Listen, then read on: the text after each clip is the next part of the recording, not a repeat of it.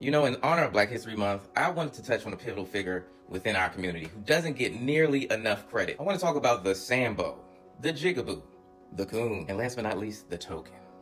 Just like everything else in American history, it always leads back to slavery and the self-hatred that was told or taught to us by our masters.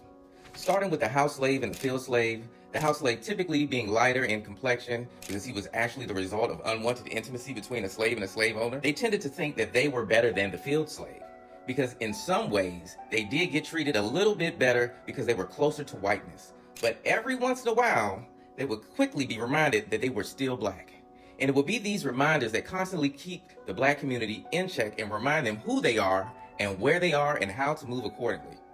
I could easily riddle off at least 5 of these tokens that are currently spreading misinformation on this app as well as other social media platforms.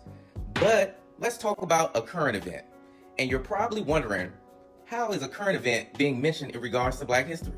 Well, that's easy to answer. Because the token is now history thanks in part to his white queen mysteriously taking his life. You know, a shocking case out of Burke County, Georgia. 30-year-old Telvin Osborne was fatally shot, and his girlfriend, Hannah Cobb, has been charged with involuntary manslaughter.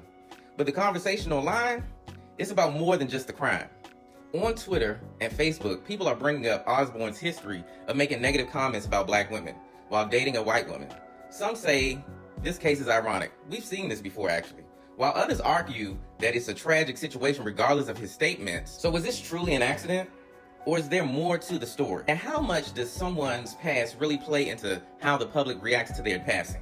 Let me know what you think in the comments. But old girl saying that she accidentally killed him while she was cleaning her gun at 5 in the morning? Something don't sound right. And honestly, for the Black women, don't get worked up by this. Keep resting like you've been resting. A lot of the problem is that Black men, many Black men, who can't come to the terms of the self-hatred that they have for the melanin within their skin, because they don't know how to deal with that self-hatred, they project it onto our women. And so they do anything and everything to be with someone who is lighter or of different ethnicity. And that is the real situation at hand. But we don't like to talk about that.